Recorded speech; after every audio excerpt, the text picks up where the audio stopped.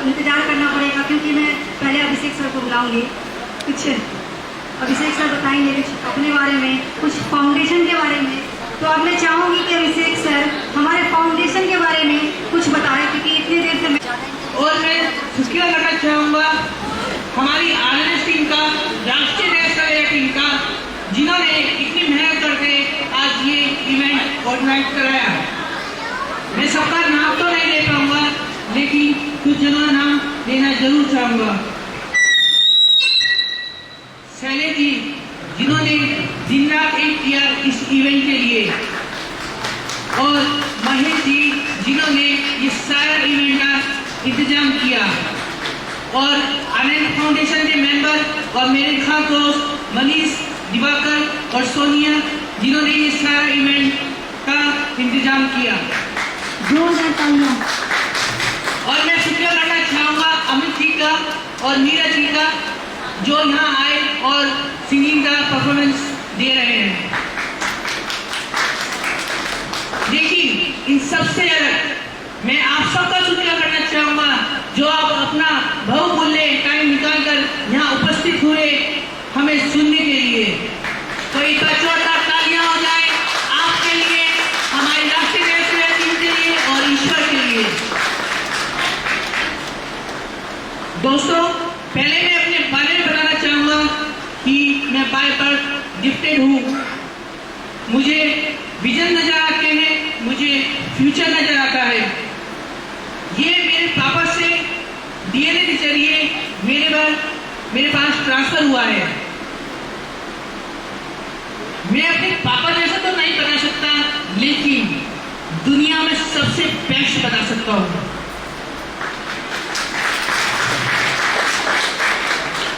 मैंने लाइफ कार्यक्रम बहुत पहले भी किए हैं और साबित भी किए हैं, लेकिन आज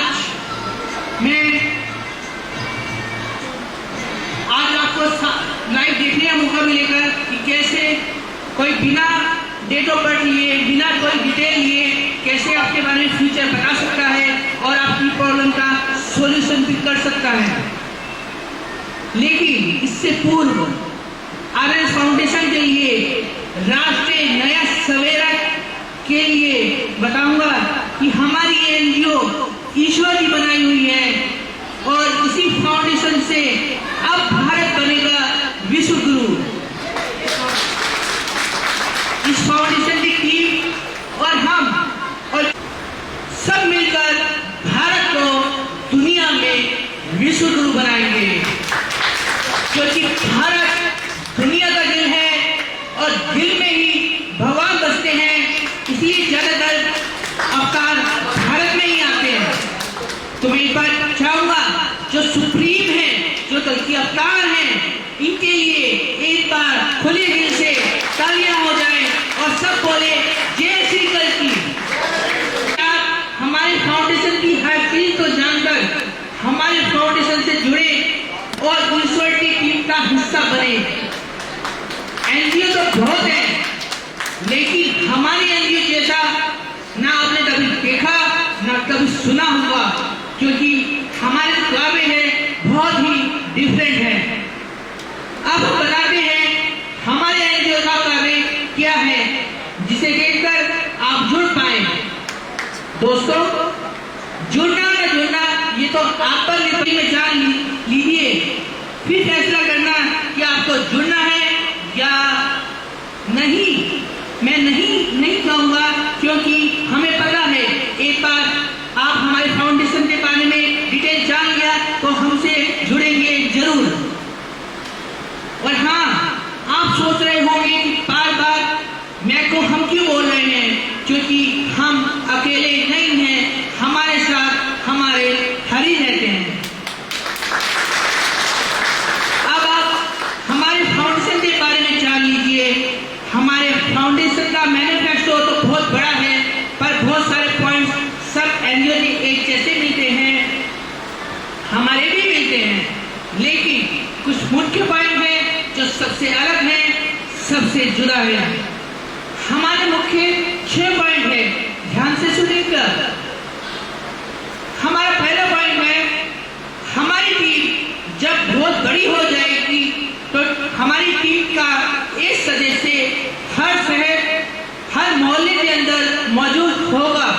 और इस मेंबर की जिम्मेदारी होगी कि मोहल्ले के अंदर क्या क्या परेशानी है, इन परेशानी को हमारी टीम दूर करेगी, जिससे हर मोहल्ले के अंदर कोई भी परेशानी ना रहे। दूसरा पॉइंट, जिस तरह इंडिया के आर्मी जवान ऑन ड्यूटी होते हैं और इनकी जान को कुछ भी हो जाता है तो इन्हें देश की तरफ से सही का दर्जा मिलता है, ये तो बहुत अच्छी बात है। लेकिन जो हमारे देश की पुलिस है, इन्हें ऑन ड्यूटी कुछ भी हो जाता है तो इन्हें सही का दर्जा नहीं मिलता। हम यही आवाज बुलंद करेंगे और सरकार से अपील भी करेंगे, जरूरत पड़ी तो सत्याग्रह भी करेंगे कि जो पुलिस वाले हैं इन्हें ऑन ड्यूटी जान को कुछ भी हो जाता है तो इन्हें भी सही का दर्जा मिल सके। क्योंकि जैसे इंडियन आर्मी दूसरे देश के दुश्मनों से लड़ती है, बर्फ में रहकर, बहुत खराब हालातों में रहकर, ऐसे ही हमारी इंडियन पुलिस भी कड़ी धूप में रहकर रातों में ड्यूटी करके देश के अंदर के दुश्मनों से लड़ती है। तो हमारा यही कहना है कि इंडियन आर्मी को सही का दर्जा है तो इंडियन पुलिस को सही का दर्जा क्यों नहीं। यही हमारा मुख्य उद्देश्यों में से एक उद्देश्य है। अब हम आगे बढ़ते हैं तीसरे पॉइंट की ओर। जो ट्रांसजेंडर होते हैं, जिन्हें हम किन्नर भी बोलते हैं, इन्हें हम एक आम इंसान जैसा रहन सहन और जीने का अधिकार दिलाएंगे। आपने देखा होगा, जब आप रास्ते में जाते हैं और आपको ट्रांसजेंडर नहीं मिलते होंगे, सिर्फ शादी ब्याह के अंदर ही मिलते हैं, ऐसे आम इंसान जैसे बाजारों में नजर नहीं आते, हमारी तरह शॉपिंग नहीं कर पाते, ना ही हंसते खेलते हुए नजर आते हैं। ट्रांसजेंडर है तो एक इंसान ही ना, तो ये भेदभाव क्यों? जब आज के टाइम के अंदर मेल फीमेल में कोई फर्क नहीं है, आज की लेडी आदमी के बराबर आ चुकी है और हमारा संविधान भी हमें समान अधिकार देता है, तो हम लोगों ने ट्रांसजेंडर को क्यों पीछे छोड़ा हुआ है? जब हम एक होंगे तभी तो भारत बनेगा विश्वगुरु। और जैसे हमने सही का दर्जा वाला बात बताया है, ऐसे ही कार्यों से दूसरे देश भी हमसे शिक्षा लेंगे तो भारत तभी तो भारत बनेगा विश्वगुरु। सिर्फ बोलने से नहीं, मेहनत करने से और सबको साथ लेने से हमारा भारत बनेगा विश्वगुरु। इसलिए जो लोग चाहते हैं कि ट्रांसजेंडर भी आगे आए, ऐसे लोग हमारे साथ जुड़े और ट्रांसजेंडर भी जरूर साथ जुड़े, जिससे इनका खोया हुआ अधिकार वापस दिला सके और हमारे समाज के अंदर ट्रांसजेंडर भी आम इंसान की तरह साथ बैठे और समाज में आम इंसान जैसे जीवन जिए। तो सबसे यही अपील करूंगा कि आप भी जुड़े और ट्रांसजेंडर को भी जोड़े ज्यादा से ज्यादा, जिससे हम ट्रांसजेंडर को अधिकार दिलाने में आसानी हो। हमारा फोर्थ पॉइंट है, भारत में एसिड अटैक की बिक्री पर पूर्ण रूप से प्रतिबंध लगाया जाए। इसके लिए हम और हमारी विमेन टीम झंडा प्रदर्शन करेंगी और किसी को भी एक खरोच तक नहीं आएगी। जैसे आसर प्रोटेस्ट के अंदर प्रोटेस्ट वालों को पुलिस और गवर्नमेंट का अत्याचार सहना पड़ता है, लेकिन हमारे साथ ऐसा नहीं होगा। क्यों नहीं होगा, ये हम आगे बताएंगे, ध्यान से सुनते रहिएगा। लेकिन ये तभी हो सकता है जब वुमेन ज्यादा से ज्यादा साथ जुड़े। जब बाजार के अंदर एसिड ही नहीं बिकेगा तो एसिड अटैक भी नहीं होगा। अगर इसके बावजूद एसिड अटैक होता है तो हमारी विमेन सेना एसिड अटैक करने वालों को गवर्नमेंट से ऐसी दर्दनाक सजा दिलाएगी जिससे एसिड अटैक करने वालों की रूह कांप जाएगी। ये अभी हम डिस्क्लोज नहीं करेंगे कि हम क्या सजा दिलाएंगे, लेकिन ऐसी सजा होगी जो दुनिया देखेगी।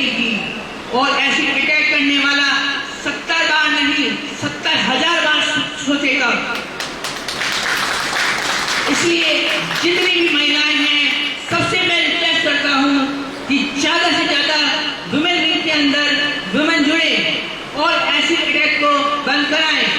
हमें ईश्वर ने वेद के द्वारा बताया है कि जब हमारे पास 1000 वुमेन होंगी तो हम सब मिलकर एसिड को बंद कराएंगे और रेप करने वालों को भी ऐसी सजा दिलाएंगे कि अब तक तो दूसरे देश का रेप की सजा की मिसाल दी जाती रही है, लेकिन जो सजा हम दिलवाएंगे जिससे पूरे वर्ल्ड के अंदर भारत की मिसाल दी जाने लगेगी।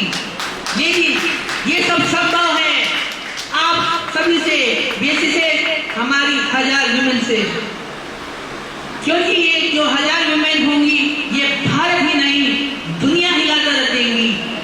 और ये 1000 वुमेन कैसे काम करेंगी ये हम अभी नहीं बताएंगे, ये आपको पर्सनली जुड़कर भी जानना होगा, क्योंकि प्लान हम अभी डिस्क्लोज नहीं करेंगे। ओनली 1000 का तो मालूम होगा कि कैसे क्या करना है जिससे एसिड अटैक और रेप बंद हो जाए।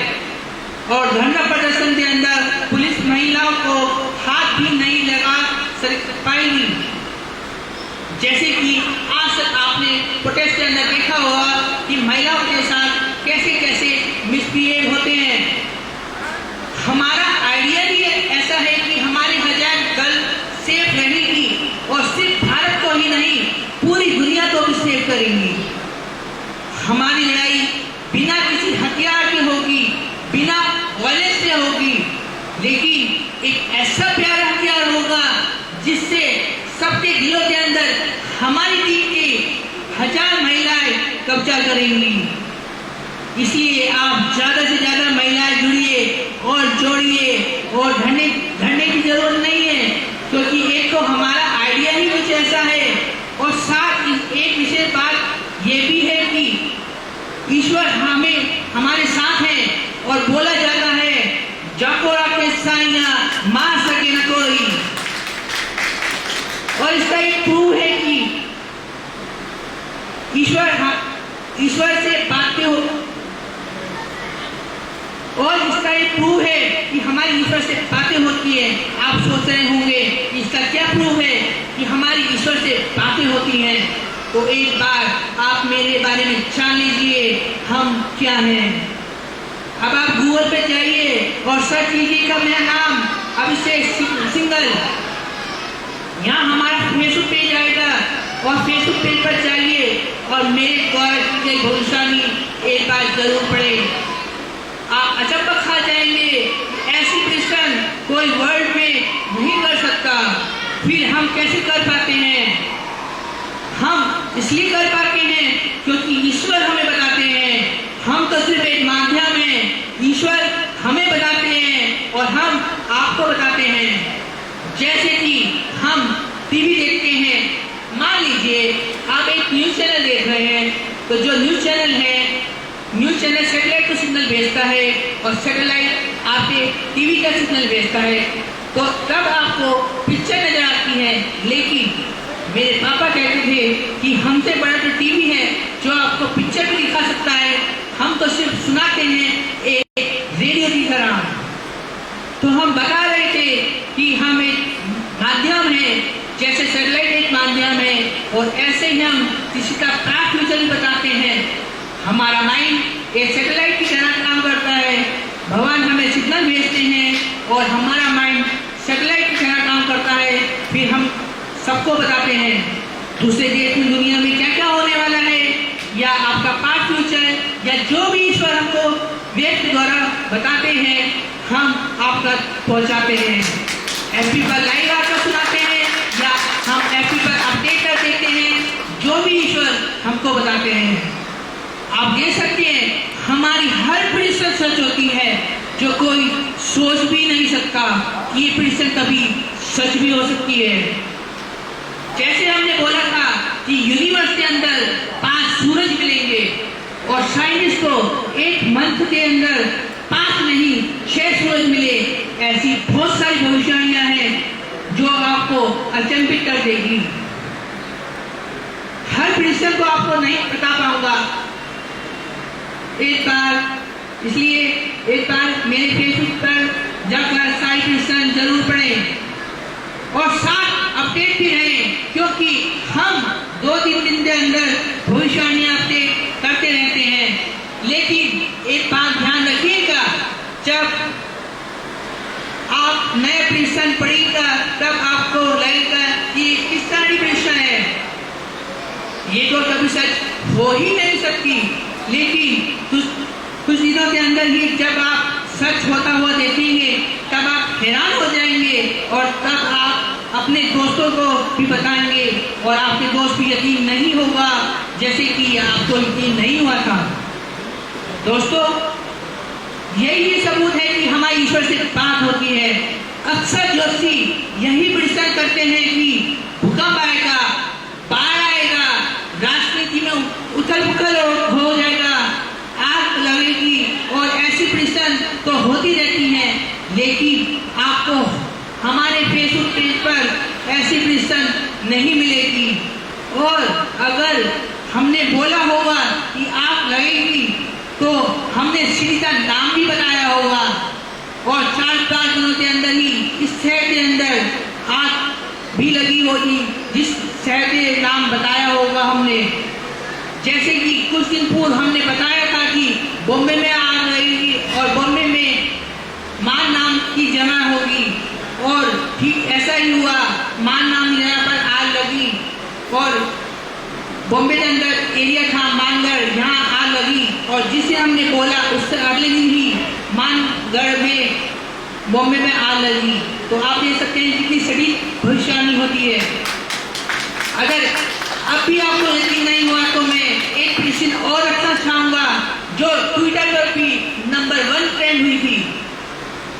हमने 13 मई 2019 को प्रेडिक्शन किया था, पोस्ट आपको एफबी पर मिल जाएगा। ये तब की बात है जब इलेक्शन रिजल्ट आने वाले थे। हमने पोस्ट डाला था 13 मई 2019 रात के 9:03 पर।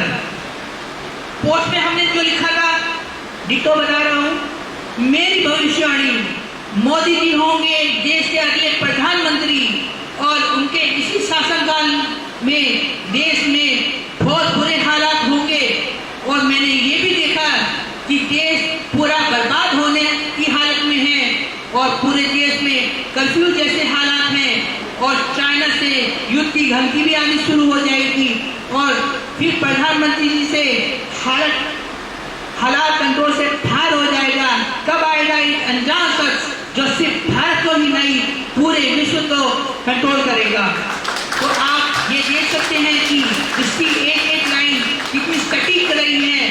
हम बता देते हैं मोदी जी होंगे देश के अगले प्रधानमंत्री।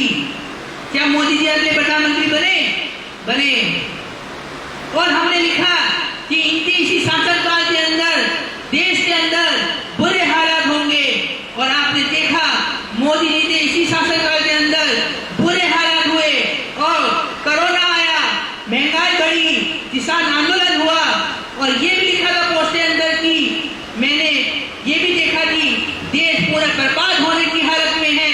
और आप देख सकते हैं कि सारी चीजें बेची जा रही हैं, जीडीपी लो लेवल पर आ गया है और हमारा देश जीडीपी पर चलता है। इससे सब पता चलता है कि हमारा देश बर्बाद होने की हालत में है। और हमने ये भी लिखा था कि पूरे देश में कर्फ्यू जैसे हालात होंगे और आपने देखा कि पूरे देश में कर्फ्यू जैसे हालात हो गए। कोरोना के कारण पूरा भारत बंद रहा और कर्फ्यू जैसे हालात हुए। और हमने ये भी बोला था कि चाइना से युद्ध की धमकी आनी शुरू हो जाएगी और आप सबने देखा होगा कुछ टाइम पूर्व चाइना से युद्ध की धमकी आनी शुरू हो गई थी। और फिर हमने ये भी लिखा कि प्रधानमंत्री से हालात कंट्रोल से बाहर हो जाएगा। तब आएगा एक अनजान शख्स जो भारत ही नहीं पूरे विश्व को कंट्रोल करेगा। अब आप देख रहे हैं कि मोदी जी से हालात कंट्रोल से बाहर हो रहे हैं, चाहे जीडीपी हो या कोरोना हो या किसान आंदोलन हो। आप देखेंगे कि धीरे धीरे हालात कंट्रोल से बाहर होते चले जाएंगे और तब आएगा एक अनजान शख्स जो सिर्फ भारत को ही नहीं पूरे विश्व को कंट्रोल करेगा, गलतियां अवतार होंगे जिनके बारे में हमने बात किया था। ये हमारा राष्ट्रीय नायक फाउंडेशन से अंदर आएंगे। राष्ट्रीय नायक फाउंडेशन तो आप देख सकते हैं कि एक लाइन कितनी सटीक रही है, जो हमने 1.5 साल पहले ये भविष्यवाणी दी थी और कोई सोच भी नहीं सकता है कि इतना सब कुछ होगा। इसलिए तो मुझे कहा जाता है भारत का नॉस्ट्रेडमस। और हमें ये फ्यूचर ईश्वर के माध्यम से ही पता चलता है, क्योंकि ईश्वर हमें बताते हैं कि कैसे भविष्यवाणी करनी है, कैसे रास्ते पर चलना है और औरत को कैसे चलाना है। 2 प्रिंसिपल और बता रहा हूं जो बहुत खास हैं, लेकिन ज्यादा डिटेल में नहीं बताऊंगा। 15 जनवरी 2020 को हमने बोल डाला था कि चाइना से ऐसी कोई खास न्यूज आने वाली है जिससे चाइना ही नहीं बल्कि सारे देश हिलकर रह जाएंगे। और ठीक ऐसा ही हुआ। चाइना से एक न्यूज आई कि कोरोना महामारी, और चाइना ही नहीं पूरा विश्व हिलकर रह गया। जब कोरोना आ गया तब हमसे सबने पूछा कि ये कितने टाइम तक रहेगा, क्योंकि सारे जोशी बोल रहे थे कि 1-2 महीने से ज्यादा नहीं रहने वाला है। तब हमने 17 अप्रैल 2020 को पोस्ट डाला कि ये कोरोना 2022 तक रहेगा, और ठीक ऐसा ही हो रहा है। कुछ महीने बाद साइंटिस्ट ने भी बोला कि कोरोना नहीं जाने वाला, और आप देख सकते हैं कि कोरोना आज भी चल रहा है। हमने तो नाम तक बताया था कि कोरोना जिसने बनाया है इनका नाम मार्सिनो है। ज्यादा जानकारी के लिए एक बार मेरे फेसबुक पेज पर जाएं और सारी प्रिडिक्शन पढ़ें। एक बार गूगल पर सर्च करें, मेरा पेज आएगा और सारी प्रिडिक्शन रीड करें। तो इससे ये सब सबूत हैं कि हमारी ईश्वर से बात होती है। इसलिए मैं सबसे चाहूंगा कि मेल फीमेल हमसे जुड़े, और फीमेल खासतौर पर वुमेन विंग में जुड़े, रेप और एसिड रोकने के लिए आप भी जुड़े और अपने दोस्तों को भी जोड़े। अब आगे बढ़ते हैं अपने 5वें पॉइंट पर। हमारा 5वां पॉइंट है, जिस भी इंसान ने अपने माता पिता से वृद्धाश्रम भेजा है, इनके पास जाकर हमारी टीम इनसे पूछेगी क्यों आपने अपने माता पिता को वृद्धाश्रम भेजा है। जब एक माता पिता इतने सारे बेटों को पाल सकते हैं, तो क्या इतने सारे बेटे मिलकर अपने माता पिता को साथ नहीं रख सकते। हम इनके परिवार से बात करेंगे, कारण पूछेंगे और घर वापस ले जाने के लिए बोलेंगे। अगर कोई मजबूरी नहीं हुई तो जानबूझकर नहीं ले जा रहे, तो हम बार बार बोलेंगे कि अपने माता पिता को घर ले जाएं, और तब भी नहीं ले गए तो फिर हम अपनी पावर का प्रयोग करेंगे, और इससे ये इतने परेशान हो जाएंगे, विवश हो जाएंगे कि अपने माता पिता को घर लाना ही पड़ेगा। इससे धीरे धीरे वृद्धाश्रम बंद होने लगेंगे। सारी एनजीओ वृद्धाश्रम खोलते हैं, लेकिन हमारा लक्ष्य है वृद्धाश्रम बंद करवाना। एक बात बता दें कि कुछ लोग सोच रहे होंगे कि सबकी अपनी पर्सनल लाइफ है, तो पावर यूज क्यों कर रहे हैं। तो बता दें कि माँ बाप को घर से बाहर निकालना कोई पर्सनल लाइफ नहीं होती है। कोई सच्चा इंसान होगा तो वृद्धाश्रम को देखकर भी दुखी जरूर होता होगा, और हम अपनी पावर का सिर्फ अच्छे के लिए ही इस्तेमाल करते हैं, कभी भी मिसयूज नहीं करते। और संविधान के अंदर कहीं भी नहीं लिखा हुआ है कि कोई भी इंसान अपनी पावर का इस्तेमाल नहीं कर सकता। तो एक तरह से हमें संविधान से भी इजाजत है कि हम अपनी पावर का इस्तेमाल करके देश को सही रास्ते पर लाएं। हमारा मुख्य पॉइंट है, लास्ट है, पर लिस्ट नहीं है, कि जो आपने प्रियजनों से बिछड़े हुए हैं, इन सब से इनके प्रियजनों की फोटो लेंगे और सोशल मीडिया पर अपलोड करेंगे और वायरल करेंगे, और वायरल हो भी जाती है हमारी पोस्ट, और कुछ आप लोगों के सहयोग से करेंगे। इस तरह से वायरल होने पर खोया हुआ किसी न किसी माध्यम से मिल ही जाएगा।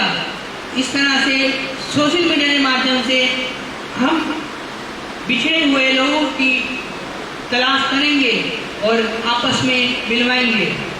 और हमने जो मैनिफेस्टो के अंदर बहुत कुछ लिखा है, इसी के बात जरूर पढ़ें और इसके कार्य देखें कि हम क्या क्या करना चाहते हैं और हमसे जुड़िए, साथ मिलकर भारत को विश्व गुरु बनाएंगे। जय श्री रवि। फिर मैं आऊँगा और आपको लाइट बताऊंगा।